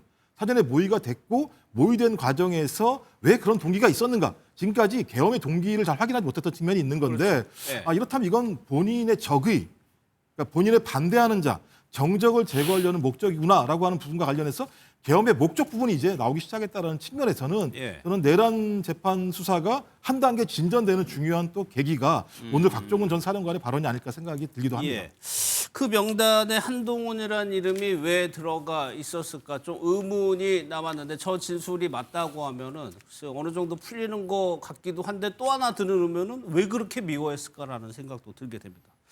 윤 전 대통령이 재판에 안 나오다가 곽종근 전 사령관이 나오면은 재판에 나와서 적극적으로 지금 신문을 하고 있는데 그러면 이승민 결국에 윤 전 대통령 앞으로 추이를 봐야 되겠지만 윤 전 대통령의 이런 전략이 이런 새로운 증언을 본인에게 불리한 새로운 증언이 결국에 나온 거 결과적으로 실패한 건가요 이게? 그렇죠. 이제 변호사들이 변호를 할 때요. 예. 자신들에게 더 불리한 게 많은데 증인들이 더 아는 게 많은데 증인들이 어느 선까지만 얘기를 해요. 공동 피고인 같은 경우에는 예. 자신이 더 말을 많이 하면 자신도 계엄의 모의부터 다 시작해서 중요 범죄자가 되는 거잖아요. 그래서 얘기를 안 하는 건데 윤석열 전 대통령이 곽종근 전 특수전 사령관에 대해서 굉장히 공격적으로 물어보잖아요. 그러다 보면 심리적으로 그때 당시에 자포자기 심리로 아유 그래 다 얘기하자. 저 사람이 시켜서 내가 감옥 갔다 나왔고 앞으로도 또 갈 건데 저 사람이 나를 공격하네라고 하는 인간적인 굉장히 모멸감을 느낄 수 있어요. 그래서 자포자기 심적으로 자신에게 불리한 진술을 더 해버릴 수가 있거든요. 예. 그런데다가 지금 전 국민이 윤석열 전 대통령에 대해서는 이제 지나간 권력이고 끝난 권력이잖아요. 예. 저 사람에 대해서 특별히 국민들이 존중해 줄 필요가 없어요. 그렇기 때문에 오히려 더 솔직하게 얘기를 하는 것이고 이것들이 또 법정에서 보면 솔직하게 얘기하면 양형에 참작될 수도 있거든요. 진실을 말했다는 차원에서. 예. 그래서 당사자나 변호인은 두 가지를 고민합니다. 진실을 말했을 때 더 세게 처벌될 것과 예. 양형에 유리하게 될 것인데 지금 오늘의 전 진술은 윤석열 전 대통령이 조금 미웠을 것 같아요. 자신 때문에 구속되고 나도 지금 감옥 가게 생겼는데 예. 왜 나를 저렇게 공격하나? 왜 내 탓이라고 하지? 대통령이 시켜서 많은 별들이 감옥 가 있는데 좀 심하다. 이런 인간적인 배신감에 솔직한 진술을 했을 것이라고 보여지고요. 또 저 진술이 믿을 수 있는 게 누가 대통령이 여당 대표를 체포하려고 생각하는 사람이 어디 있습니까? 근데 체포 명단에 들어왔고 방첩사에서 발견된 체포 명단에도 한동훈 대표는 들어가 있어요. 그러니까 한간에는 이재명 야당 대표보다 한동훈 전 대표, 여당 대표가 더 미웠다. 내 마음대로 하고 싶은데 사사건건 쓴소리하고 국민 눈높이 얘기하면 내 부인에 대해서 국민 눈높이를 얘기해? 누가 대표 만들어줬는데 인간적인 배신감인데 저렇게 쓴소리 해주는 좋은 사람에게 오히려 인간적 배신감으로 체포까지 국가 권력을 사용하려고 했기 때문에 얼마나 황당한 대통령이었는지 그 민낯을 정확히 볼 수 있다라고 생각됩니다. 정건재 대표께 하나 더 여쭤봐야 될 것 같아요. 비상계엄이 있고 난 다음에 당시에 한동훈 전 대표가 대표였죠. 그래가지고 그거를 어떻게 처리할까를 두고 한동훈 전 대표에게 모든 시선이 쏠려 있었을 때 윤 전 대통령, 그러니까 그 본인의 이름이 그 명단에 올라갔다는 게 뭐 이거는 뭐 공식적인 얘기는 아니었지만 그 부분이 한동훈 전 대표의 마음을 더 돌리게 했다라는 얘기도 있었거든요. 뭐 인간적인 감정의 문제니까 그랬을 수 있죠. 그래서 그때 당시에 나왔었던 것이 결국에는 윤석열 전 대통령이 정상적인 국정 수행이 어려운 만큼 조기 하야와 관련한 이야기들이 나왔었던 거잖아요. 그 조기 하야와 관련한 이야기를 하면서 12월 7일에 있었던 1차 탄핵 투표는 부결이 됐습니다. 왜냐하면 그 기회를 주기 위해서 시간을 벌였던 거죠. 그러나 12월 14일에는 그 7일과 14일 사이에 조기 하야와 관련한 이야기들을 이양수 당시 사무총장이 사무총장은 아니었군요. 그때 조기 하야와 관련한 책임을 지고 대통령실과 논의를 했는데 그것이 전혀 받아들여지지 않고 국방부 김용현 전 장관에 대한 후임자를 새로운 사람으로 임명하려고 하니까 그것이 제2차, 3차 계엄으로 가는 거 아니냐. 이런 것들에 대한 불안감이 커졌기 때문에 12월 14일에는 당시로서는 굉장히 부득이하게 저는 그 탄핵이 통과됐다고 생각합니다. 근데 그 윤석열 대통령이 말하는 지금의 감정적인 문제가 과연 이렇게까지 갔었을까? 저는 여전히 믿지는 않지만 그런 문제가 있었더라면 이건 윤석열 전 대통령 개인의 문제라고 생각합니다. 예. 그리고 10월 1일에 있었던 이야기에 대해서 곽종근 전 사령관이 들었던 이야기가 사실이라고 한다면 제가 생각하기엔 아무래도 뭐 윤석열 전 대통령이 술을 자주 드시고 불같은 성정을 갖고 있었으니까 술김에 내가 이런 정도까지 생각하고 있다라는 이야기를 했을지 모르겠어요. 그러나 예. 곽종근 전 사령관은 윤석열 전 대통령이 그런 얘기를 했다면 그걸 진심으로 받아들였을 가능성은 있겠죠. 그래서 거듭 말씀드리지만 이것과 관련한 문제는 내란 특검이 해당 사항에 대해서 훨씬 더 그 신빙성 있는 수사 결과를 내놔야 국민들이 신뢰할 수 있을 것이라고 생각하고요. 그러길 기대해 봅니다. 윤 전 대통령도 그렇게 얘기를 했다는 겁니다. 그 자리에 대해서 술을 많이 먹었죠. 내 기억에 굉장히 많은 잔이 돌아간 것 같은데라고 얘기를 했다는 거. 그러니까 윤 전 대통령이 일단 잘 기억이 안 난다는 취지로 지금 얘기를 하고 있고, 그런데 곽종근 전 사령관이 그 한동훈 얘기를 꺼내니까 추가로 물어보지는 않았다. 그런데 변호인단에서는 앞서 저희가 하단으로 보니까 이 얘기를 왜 이제 와서 하는지 모르겠다. 거기에 좀 의문을 제기한 것 같아요. 그러니까 그 얘기는 뭐 진작에 했었어도 되는데 예. 지금 이렇게 하는 것을 보면 제가 볼 때는 감정적으로 지금 곽종근 특수전 사령관은 굉장히 좀 윤 대통령에 대해서 화가 나 있다. 그래서 감정적으로 격한 발언이 나왔다. 이렇게 저는 좀 유추를 하는데 예. 곽종근 전 특수전 사령관 입장에서는 뭐 충분히 그렇게 생각할 수가 있죠. 특히 윤 전 대통령이 곽종근 전 특수전 사령관이 나오는 날 지금 재판에 계속 나오고 있어요. 그렇죠. 왜냐하면 윤 전 대통령 입장에서는 계엄 선포했을 때 곽종근 전 특수전 사령관하고 2차례인가 3차례 통화를 했거든요. 예. 그러니까 통화를 했기 때문에 그 통화에 대해서 지금 방어권을 강하게 행사를 하려고 하는 거예요. 예. 그 과정에서 곽종근 전 특수전 사령관에 대해서 사실 좀 압박성으로 질문을 계속하고 있거든요. 그렇기 때문에 곽종근 전 특수전 사령관은 지금 감정적으로 좀 격해져 있는 상황일 수도 있다. 그렇기 때문에 지금 이 재판과는 관계없는 사감이 섞인 발언도 나올 가능성이 있다. 뭐 저는 이렇게 보는데 재판부도 그렇게 볼 수도 있겠죠. 그렇기 예. 때문에 곽종근 전 특수전 사령관의 진술에 대해서 어느 정도 신빙성을 갖고 있을지 아니면 감정에 격해 있어서 저렇게 진술이 나왔다고 판단할지 어쨌든 재판부의 판단인데 예. 어쨌거나 곽종근 전 특수전 사령관 입장에서는 앞으로 저렇게 돌발 발언이 나올 가능성이 있다. 왜냐하면 윤 전 대통령이 곽 전 특수전 추가로요? 사령관에 대해서 계속해서 공격형 질문을 던지고 있기 때문에 그러네요. 그럴 가능성이 있기 때문에 앞으로도 저 두 분의 충돌은 좀 계속될 가능성이 있는데 예. 그런데 지금 복수의 관계자들이 참석한 자리에서 곽종근 전 특수전 사령관만 특정한 발언을 들었다고 주장한다면 여러 가지 증빙할 것들이 많겠죠. 그러니까 예. 그 증빙이 얼마나 될 것인지 이것이 앞으로 관건이 되겠죠. 그러니까 곽종근 전 사령관도 그 얘기를 했어요. 윤 전 대통령이 그 말씀만 안 하셨어도 내가 이렇게까지 얘기는 하지 않았을 거다. 그러니까 곽종근 전 사령관이 지금 언론에 알려진 거, 검찰에 진술한 거 말고도 무언가를 더 알고 있을 가능성이 있고 그거에 대해서 또 증인으로 나오게 되면 또 얘기할 가능성도 있다는 얘기예요. 그러니까 이제 이건 제가 볼 때 감정적인 발언이 아니라는 생각이 드는 게 뭐냐면 지금 계속 윤석열 측이 얘기하는 건 뭐냐면 나는 질서 유지만 하라고 얘기했어. 그렇죠. 그게 계엄의 목적이에요. 그런데 이렇게 일이 벌어진 것들은 사령관들이 지시해서 벌어진 거야라고 예. 하는. 그러니까 소위 내란의 모든 책임을 본인이 아닌 그 사령관들한테 떠넘기는 행태들이 반복적으로 벌어지고 있는 측면들이 있는 거죠. 예. 거기다가 체포명단이라고 하는 부분들이 나오게 되면 질서 유지라고 하는 말 자체가 성립이 안 되는 거지 않겠습니까? 그러니까 저런 얘기를 하지 않으려고 했었습니다만 윤석열 측 변호인단과 윤석열이 계속 하는 얘기를 들어보면 모든 잘못들을 부하들에게 전가하는 형태가 있는데 부하들한테 전가한 것이 아니라 전체적인 모든 지시 자체가 윤석열 그다음에 김영현에 의해서 지시가 이루어졌다는 사실들을 밝힐 수 있는 가장 명징한 용어가 예. 총으로라도 쏴서 죽이겠다라고 하는 단어잖아요. 그러니까 이건 본인이 소위 비상계엄이라고 하는 내란을 하게 된 가장 중요한 원인, 이유가 여기에 있다는 사실들인데 이 얘기를 하게 되면 아까 우리 변호사께서 말씀하셨던 것처럼 본인도 이 행위에 동참한 사람이 되기 때문에 이런 발언들을 최대한 하지 않았었는데 예. 저렇게까지 나오는 상황이 벌어진다면 이 사건의 실체를 명확히 밝힐 수 있는 가장 중요한 스모킹 건 같은 경우가 이런 발언을 했다라고 하는 본인의 법정에서의 공식적인 진술과 예.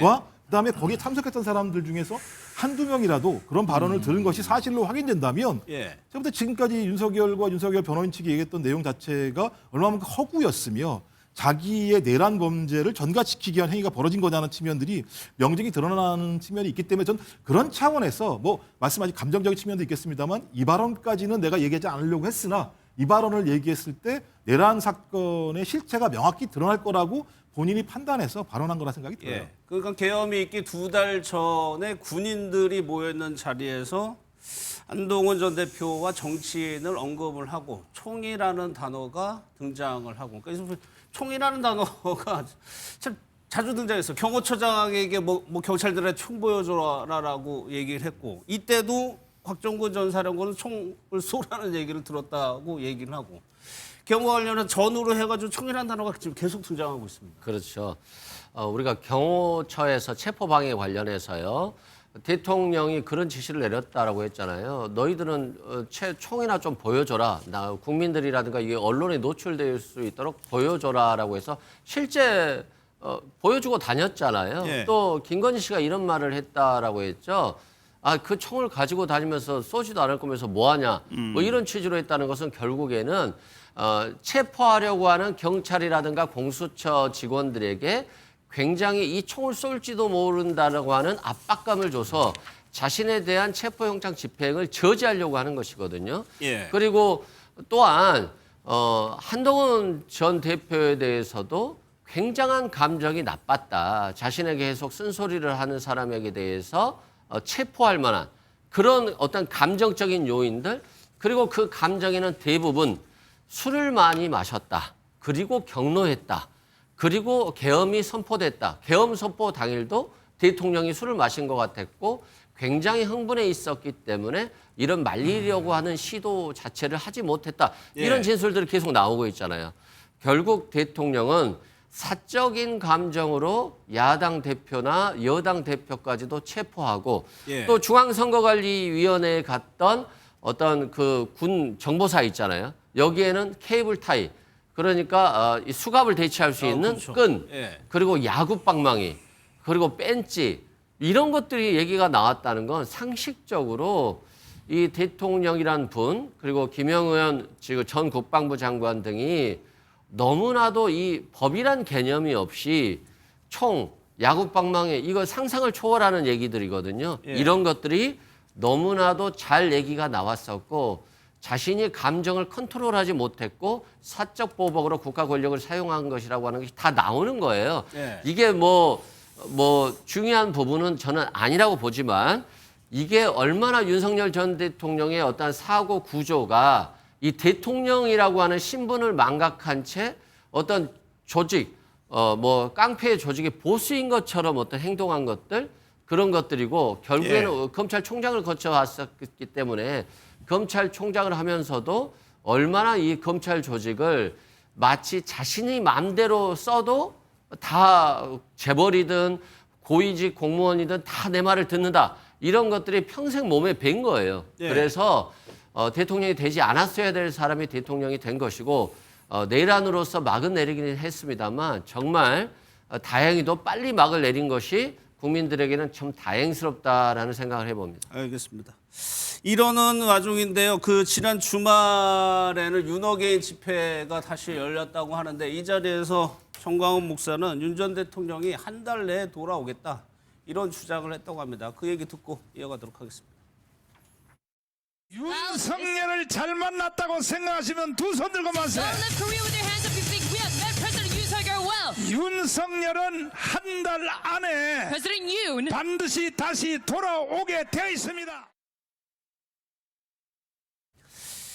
관련해서 곽종근 전 사령관의 발언이 하나 더 나왔습니다. 그러니까 윤석열 전 대통령 측에서 왜 그동안에 검찰에서 진술 안 하고 아무한테도 얘기 안 했냐고 하니까 곽종근 전 사령관이 일부러 안 했다라고 대답을 했어요.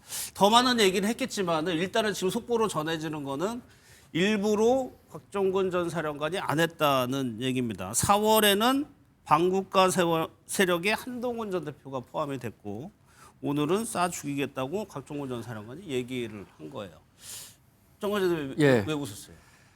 아니 좀 어이가 없잖아요. 사실 실제로 받아들이기엔 그런데 그런데 또 정황상 보면 이분이 위증의 죄를 묻고서라도 이 얘기를 했다는 것 자체에 대해서 아예 없는 말을 했을 것 같지는 않고 그래 또 상식적으로 생각했을 때는 윤석열 전 대통령이 과연 무슨 구원으로 그렇게 뭐 20여 년 이상 같이 인연을 맺었던 한동훈 전 대표와 그 1년여 안 되는 갈등 기간 때문에 총으로라도 쏴서 죽이겠다라는 발언을 한 건지 도저히 이해할 수가 없는데 100번 양보해서 그럴 가능성이 있다고 생각해요. 당시에 뭐 술잔이 여러 잔 오고 갔다고 하고 본인은 기억하지 못한다고 하니까 뭐 감정에 격분해서 내가 그냥 뭐 과장해서라고 얘기했을 가능성이 있을 수는 뭐 배제할 수는 없겠습니다만 여전히 뭐 제가 생각엔 믿을 수 없는 이야기라서 곤혹스럽습니다. 그러면 홍장원 전 차장이 국회에 나와서요. 올해 채웠나요? 윤 전 대통령이 싹 다 정리하라고 얘기했다라고 한 게 이게 이 발언하고 좀 맥락이 연결되어 있습니다. 그때 바로 한번 다시 들어보겠습니다. 전화를 받으니까 강한 어투라서 말씀드리기가 좀 어렵습니다만 하여튼 이번에 다 잡아들여서 싹 다 정리해라라고 말씀하셨습니다. 몇 명 정도 체포하라 했죠? 예, 14명 정도로 기억합니다. 여인영 간첩사령관으로부터 체포 대상자 명단을 받아보는 순간에 아 이게 뭐가 잘못됐구나라고. 그러니까 저 14명이 한동훈 전 대표도 있었던 거죠. 그러니까 저때 홍장원 전 차장이 들었던 얘기는 싹 다 잡아서 정리하라고 윤 전 대통령이 얘기했다. 그럼 이 맥락하고 연결이 되죠. 그러니까 오죽하면 홍장원 차장이 그 얘기를 듣고 뭐 이런 일이 다 있지? 놀래가지고 그 국정원장한테 이런 게 있는데 어떻게 할 겁니까? 그랬더니 그냥 본인은 나가버렸다는 거 아닙니까? 따지고 보면. 그렇다면 이 내용들에 대해서 내란을 준비했던 사람들은 대강 좀 알았을 거 아닌가라는 느낌이 들고요. 본인 얘기가 아까 말씀하셨던 것처럼 싹 다 정리하겠다. 이번엔 총으로 쏴서 죽이겠다. 제가 아까 말씀드렸습니다만 뭐 촛불 시위 같은 게 벌어지면 어떻게 하냐? 싹 다 계엄으로 쓸어버리면 되지라고 하는 것이 통상적으로 윤석열이라고 하는 전직 대통령이 가지고 있었던 정적들 또는 자기에 반대하는 세력에 대해서 대하는 자세라는 생각이 들고요. 그리고 어떤 일반인이 술자리에 앉아가지고요. 그 공권력을 활용하고 있는 사령관들한테 아무리 농담이고 술 취했다고 하더라도 총으로 쏴서 죽이겠다는 얘기를 할 수 있다라고 하는 것은 상상을 초월하는 거죠. 그리고 또 이 자리가 그냥 된 게 아니라 여인영 전 방첩사령관이 계엄 얘기를 했다는 거잖아요.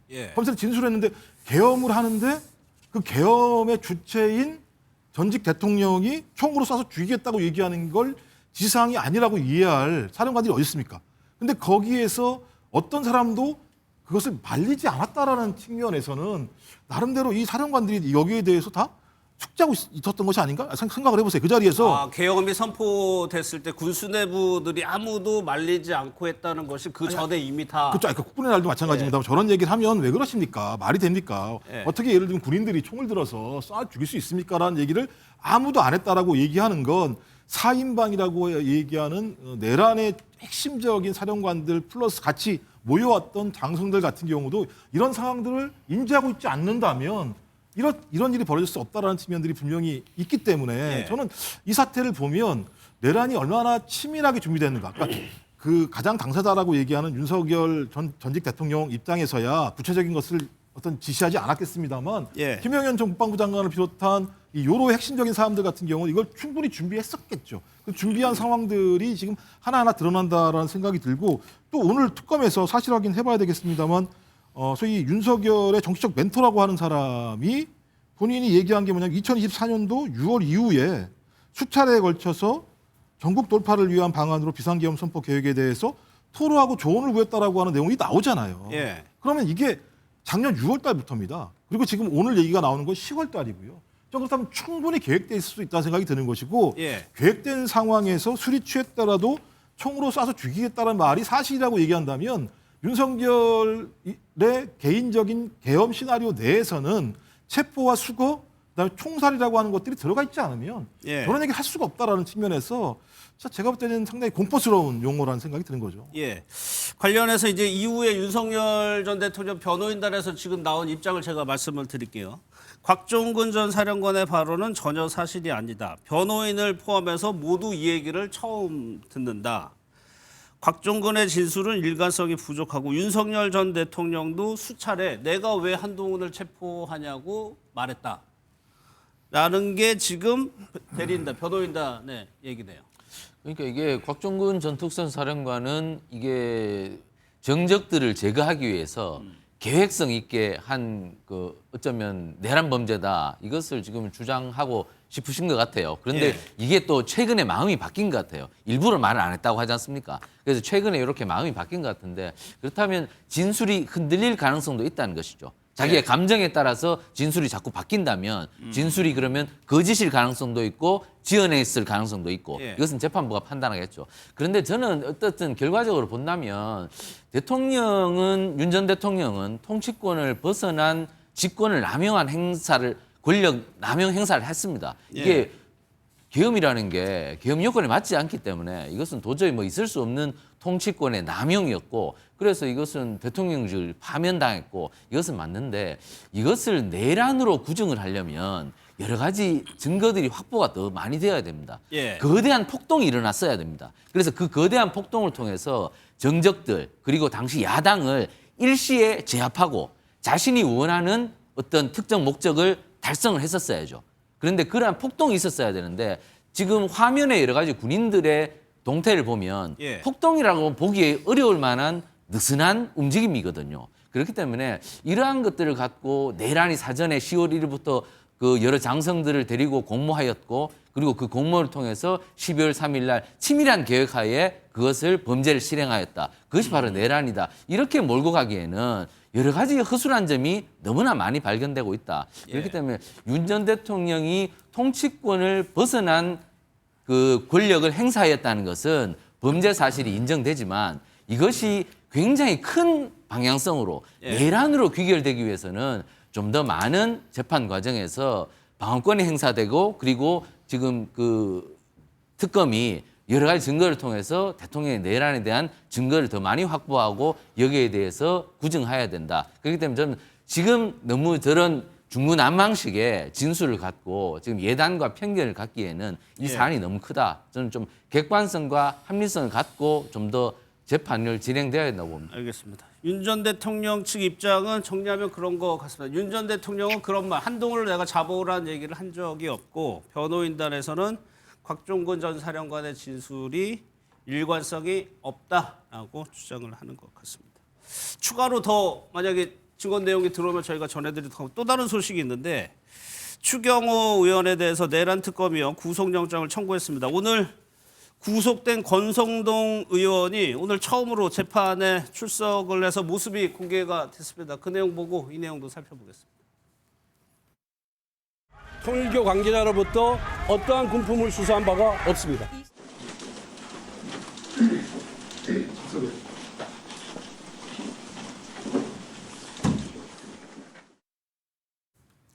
권성동 의원이 구속되고 처음으로 모습이 공개됐는데 권 의원은 오늘도 재판에 나와서 윤영호를 만난 건 만났지만은 1억 원을 받지 않았다라고 계속 주장을 했습니다. 또 하나 내란 특검에서 추경호 의원에 대해서 이수근 변호사 결국에는 구속영장을 청구했거든요. 추경호 뭐 권성동 의원도 마찬가지지만 추경호 의원도 국민의힘에서 중진이고 영향력이 있는 인물에 대해서 구속영장을 청구한 겁니다. 특검이. 예, 굉장히 전격적으로 청구한 것 같고요. 추경호 의원에 대해서 영장 청구가 쉽지 않겠다라고 하는 생각을 했거든요. 그건 내란 당시에 추경호 의원이 국민의힘 의원들을 당사로 오라, 또 국회로 오라, 당사로 오라, 국회로 오라고 하면서 이런 계엄 해제 의결을 방해한 의혹이 있었는데 이걸 내 내심으로 그런 것이 아니다. 사실관계를 우리가 토론해 봐야 되기 때문에 어쩔 수 없었다라고 했는데 그 내심의 의견을 확인하기가 좀 어려운 부분이 있었거든요. 근데 오늘 나온 기사에 보면 추경호 의원이 계엄 닷새 전에 윤석열 전 대통령과 관저에서 면담을 했다. 계엄 닷새 전에요? 예. 그리고 이게 뭐 독대다. 아니다. 다른 의원들이 있을 때이다라고 이렇게 말은 바뀌었습니다만 다른 의원들과 만났다 할지라도 그 과정에 있어서 일부 독대를 했을 수도 있거든요. 그 과정과 관련한 것들을 특검이 물어봤다라고 하는 것은 어느 정도 진술들이 조금 나왔다라고 보여지고요. 아마도 그 과정에 있어서 어떤 공범들이라든가 또 추경호 의원의 비서들이라든가 여러 사람들의 진술이 어느 정도 신빙할 만한 진술을 확보한 것 같습니다. 그렇지 않으면 영장을 청구했을 때 기각 가능성이 굉장히 높기 때문에 쉽지 않았을 것 같은데 영장을 청구한 것은 유의미한 증거를 확보했을 가능성이 높다라고 생각됩니다. 유의미한 증거가 확보됐다면 그럼 당연히 구속영장이 발부되고 하겠죠. 그러나 지금 한덕수 전 국무총리, 박성재 전 법무부 장관에 대해서도 특검이 구속영장 청구했는데 다 기각됐습니다. 예. 그리고 지금 추경호 원내대표에 대해서는 사실 특검이 굉장히 정치적 성향을 갖고 있기 때문에 아마 뭐 구속영장 뭐 청구 당연히 할 겁니다. 그리고 이게 기각된다고 하더라도 기소까지 가려고 할 수도 있겠어요. 그러나 이게 얼마나 무리하게 특검이 국민의힘을 상대로 정치적으로 활용되고 있는가를 보여주는 대표적인 사례라고 생각합니다. 자, 모르겠어요. 앞으로 절차는 구속영장을 청구했으니까 예. 국회에서 체포 동의안을 처리를 할 한번 겁니다. 거쳐야 되죠. 이거 예. 자체만으로도 국민의힘이 어떻게 대하는 거에 대한 국민적 판단이 있을 거기 때문에 예. 굉장히 어려운 문제가 될 거예요.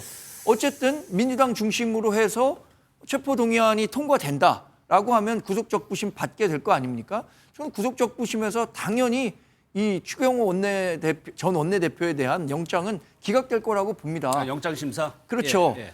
왜냐하면 지금 말씀드렸던 한덕수 전 총리라든가 박성재 전 법무부 장관이 해당 국무회의에 참여했고 그랬음에도 불구하고 이게 위법성을 언제 인지했는지에 대한 논란, 또 불구속 재판의 원칙 이런 것들로 인해 기각이 됐는데 예. 추경호 전 원내대표에 대해서 이런 식으로 이 구속영장 관련해서 청구를 한다고 하더라도 법원에서 이걸 받아들일 가능성은 대단히 적다. 저는 예. 그렇게 평가합니다. 특검에서는 지금 추경호 의원이 윤 전 대통령하고 공모로 지금 보고 있는 거니까 닷새 전 말씀하신 그 자리에서 이어서 계엄이 발생했을 때 추경호 의원 당시 원내대표였죠.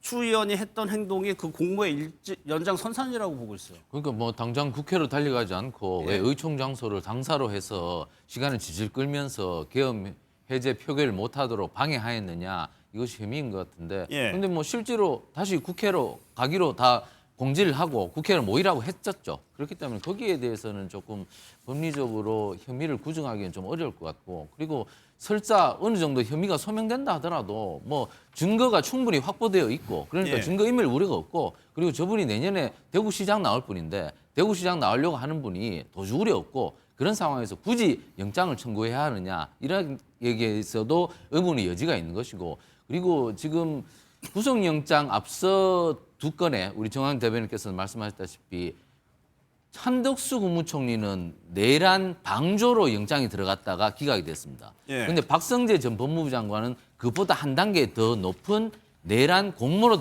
영장이 들어갔다가 내란 중요 임무 행사에 영장이 들어갔다가 기각이 됐어요. 근데 중요 임무 행사를 혐의를 적용했는데도 기각이 됐거든요. 그렇기 때문에 이번 공모도 굉장히 좀 구정을 하기가 좀 어려울 것이다. 예. 그 의총 장소 왔다 갔다 했다고 해서 그것을 내란 공모로 보기엔 그렇다는 것이고, 그리고 계엄 직전에 며칠 전에 대통령을 만났다고 하지만 단독 면담도 아니고 다른 관계자들도 동서간 자리에서 그렇게 만났다는 것인데, 그것이 어떻게 공모로 직결될 수 있느냐, 예. 여러 가지 다퉈볼 여지가 많기 때문에 이번에도 영장이 판사가 받아들이기 힘들 거라고 봅니다. 이 얘기는 김종국 부원장님 얘기 듣고 다른 얘기 다음 얘기로 넘어가. 예, 뭐 일단 계속 박성재 장관은 말씀하시는데 이상민 장관은 구속이 됐어요. 예. 그다음에 한덕수 총리 같은 경우도 마찬가지입니다만 이진관 부장판사 뭐라 그랬습니까? 방조가 아니라 주요 임무 종사자로 다시 공소장 변경하라는 얘기를 했습니다. 그러니까 재판부가 봐도 주요 임무에 종사했는데 왜 특검이 방조 혐의를 했냐라고 문제 제기를 했던 거고요. 많은 국민들이 박성재 전 법무부 장관의 영장 기각에 대해서 법원의 판사가 왜 그런 판단을 했는지에 대한 많은 의구심을 가지고 있고요. 특검이 23시간 조사를 했습니다. 근데 그중에 11시간 정도를 추경호 전 원내대표가 자기 진술 내용 갖다 변경하는 내용이었고, 예. 실제로 한 11시간 정도 조사한 것밖에 안 되는 상황이라면 전 이 정도라면 특검이 사전에 상당한 부분의 증거를 가지고 있다라고 볼 수 있다는. 증거는 어떤 거냐? 일단 통화 내용이 다 있지 않습니까? 그날 내란의 그 당일날 정무수석과 통화를 하고 한덕수 총리와 7분간 통화하고 윤석열과 통화를 한 내용이 있었고, 또 그다음에 그 국민의힘 국회의원들 텔레그램 방 한 달 보름 정도가 폭파가 됐는데, 이 내용과 관련해서 원내대표실 관계자들에 대한 여러 가지 참고인 조사가 벌어졌었고, 이런 부분과 관련돼서 상당 부분 자료가 확보가 됐으니까 한 번 정도 조사를 가지고 바로 구속영장 청구를 하는 측면이 있기 때문에 저는 예. 구속영장 청구한 것이 바로 발부가 될지 안 될지는 알 수 없습니다만, 특검의 임무는 어떤 거냐? 이러이러한 증거가 있으면 이런 사람들을 수사하는 방식을 구속해서 해야 된다라고 판단을 하면 당연히 청구를 하는 거죠. 예. 거기에 대한 어떤 법원의 판단에 대해서는 특검이 책임지는 문제이기 때문에 뭐 그렇다고 해도 내란 범죄가 존재하는데 야 이런 문제가 있으니까 구속시키면 안 된다라고 얘기하는 건 전 내란 범죄를 우리 사회가 너무 낮게 보는 게 아닌가? 전 이런 내란 범죄만큼은 좀 더 높은 층위에서 강도 높게 수사하고 조사하고 그다음에 구속하는 어떤 기본적인 것들을 세워야 되는 거 아닌가? 저는 그렇게 생각이 들어요. 근데 지금 특검이 구속영장 청구하는 거는요. 추경호 전 원내대표에 관한 한 전 이렇게 봅니다. 그냥 아니면 말고식이에요. 이거 구속영장 청구했다가 구속영장이 발부 안 돼? 그럼 그걸 말고 이런 정도의 무책임한 구속영장 청구라고 보고 공모와 관련해서 이야기를 하는데 공모가 없었다는 사실을 가장 대표적으로 보여주는 발언이 있습니다. 그 12월 4일부터 다 공론화됐던 거예요. 대통령이 추경호 전 원내대표에게 전화해갖고 무슨 얘기했냐. 미리 알려주지 못해서 미안하다. 이 얘기를 했다라고 처음부터 나왔었던 거거든요. 공모라는 것은 같이 서로 준비를 했다는 건데 아니 미리 알려주지 못해서 미안하다라는 대통령 그 전화 통화 녹취 내용까지 계속해서 알려줬었던 건데 그걸 갖고 공모했다라고 구속영장을 신청하는 것은 저는 특검이 굉장히 무리하고 있다고 보고 이에 대한 책임도 분명히 구속영장이 기각됐었을 때 져야 하는 부분이라고 생각합니다. 예. 예를 들면 내란을 진행하는 과정에서 추경호 원내대표한테 대통령이 그렇게 전화할 정도로 상황 자체가 녹록하고 편한 상황인가요?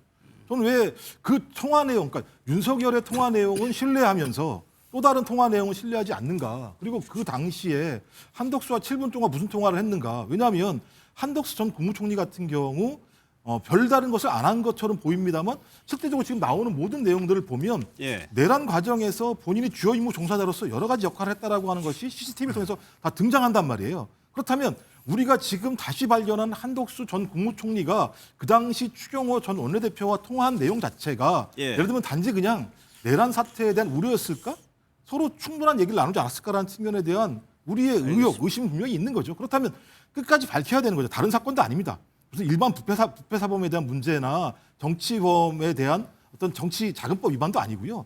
내란 행위와 관련해서 어느 정도까지 그 공모 과정 자체가 폭넓게 진행되는지에 대해서 확인하는 작업이기 때문에 이런 작업들은 철저하게 진행돼야 되는 것이 원칙이고 이 부분에 대해서 여야 모두가 합의해 줘야 되는 거죠. 알겠습니다.